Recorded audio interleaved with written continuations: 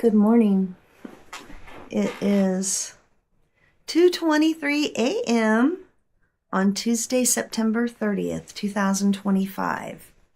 I'm making these videos to plead my case of why I don't think my son's previous day activity group should have started making monthly strip club activities for the clients, inviting basically the whole town. And I've called around all the way up to my state capital, and I'm being told that it's perfectly fine so far. So this is an article that just happened September 16th. A young developmentally disabled woman that got raped by her DSP on the ride home from an activity. So I'm going to read you the news article and see why I do not think it's a good idea for those employees or any employee and to be taking developmentally disabled adults to strip clubs as a fun activity. It's not appropriate. It's beyond their code of conducts, and there's been a catastrophic failure in my state. And from the videos I've been watching about what they're teaching in other states, it looks like there's my state might not be the only one.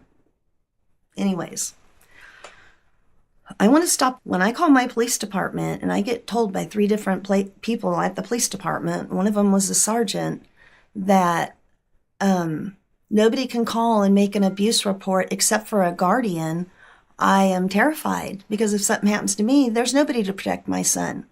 It ain't going to be the state. Okay, this story takes place in Dayton, Ohio.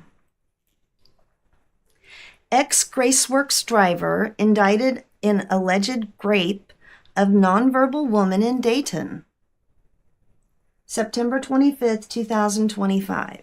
A former Gracework Lutheran service worker who allegedly raped a woman with developmental disabilities while driving her back to a group home was indicted by grand jury.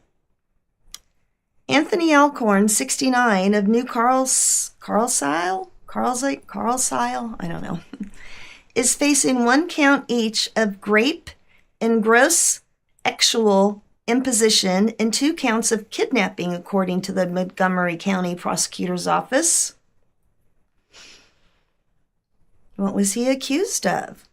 On September 16th, a man reportedly witnessed Alcorn actually assault a woman in the 400 block of blah, blah, blah.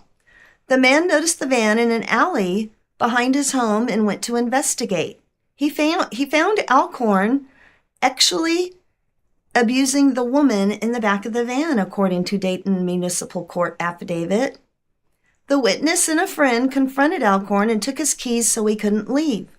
Alcorn was driving the woman and another man, who also has developmental disabilities, back to a group home when he pulled over and stopped in the alley.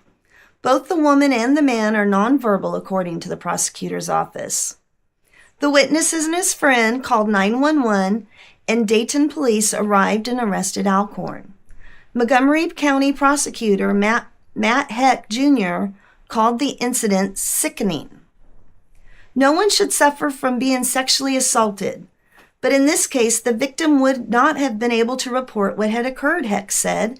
If not for the quick thinking and cooperation of the witnesses, this defendant would certainly never have been caught. And I can agree to that. I'm trying to call and tell them that they're sexually exploitating and grooming, and I'm getting absolutely nowhere, except for being made to feel like I'm the dummy. What was Alcorn's role at Graceworks? Alcorn worked for Graceworks for 8 years. The company issued a statement the day after he was arrested, confirming he'd been fired. We are outraged by the information we have received to this point, and we are cooperating fully with law enforcement to ensure this investigation is handled swiftly and that the suspect is prosecuted to the full extent of the law, read a statement from the company. He was a direct support professional and helped transport patients for Graceworks Enhanced Living. What happens next? Alcorn is scheduled to be arraigned on Tuesday. He is being held in the Montgomery County Jail on a $500,000 bond. So there you go. Nonverbal, can't report it, if something happens to them. And from what I'm finding, trying to report it as a verbal person that does not have a disability, that somebody with a disability ain't going to get, they're not going to get as far as me. They're probably not going to be sitting here making videos on YouTube. So this is where we're at with that. And I'm going to be making more videos. I want some respect and some apologies. I don't know what they're thinking. I helped lobby, I don't know what it's called, create this inclusion, when my son was starting first grade or kindergarten.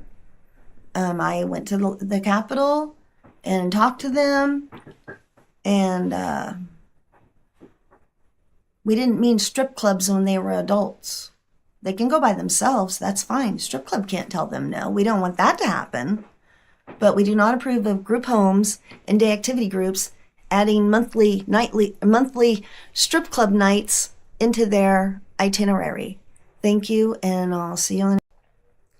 This is from February 20th, 2022. Man indicted for sexual misconduct and kidnapping woman with developmental disabilities. A federal grand jury in Portland, Oregon returned an indictment charging an Oregon Department of Human Services employee with kidnapping a woman with significant disabilities in his care, driving her to a secluded location and engaging her in an actual misconduct. Zachary Glover, 28, of Lebanon, Oregon, is charged with depriving the victim of her constitutional right to bodily integrity while acting under the color of law. The indictment alleged that his conduct included attempted sexual abuse and kidnapping.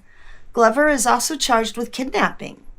According to the indictment, Glover served as District Support Crisis Specialist for the Oregon Department of Human Services, Office of Developmental Disabilities, Stabilization and Crisis Unit. SACU operates several 24-hour crisis residential programs in Oregon that serve individuals with intellectual and developmental disabilities. Glover was tasked with ensuring the health, safety, and security of the individuals who lived at the residential facility where he worked. The victim, who has severe autism, cognitive deficits, and communicates mostly by using pictures, videos, and drawings, was one of the individuals under Glover's care. As part of his duties, Glover took the victim on outings in a secure van to a fast food restaurant. On November 2, 2021, while on an outing with the victim, Glover is alleged to have driven down a dead-end road toward a cemetery in Almsville, Oregon. Upon reaching the dead end, he parked the van, opened the passenger rear door where the victim was sitting, lowered his shorts, grabbed the victim, and engaged in sexual misconduct. If convicted, Glover faces a maximum sentence of life in prison. Assistant Attorney General Kristen Clark and U.S. Attorney Scott Eric Ashfug made the announcement. This case is being investigated by the FBI's Portland Field Office with assistance from the Oregon State Police. It is being prosecuted by the Assistant U.S. Attorney, Gavin Bruce, for the District of Oregon, Special Litigation Counsel, Farrah Gold, and Trial Attorney Daniel Grunert of the Civil Rights Division's Criminal Section.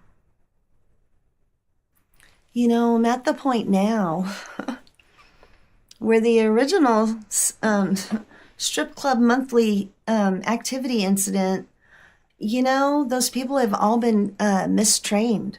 Our state has been mistrained. I, as a mother, have not felt included, respected, or listened to. I've been made to feel like a fool. And I won't have that. I demand respect. I demand respect, and I also demand that these young ladies are protected, let alone my son. So here we are, and I think the next time we're going to go over some professional codes of conduct. Maybe that would be good for people to learn. All right.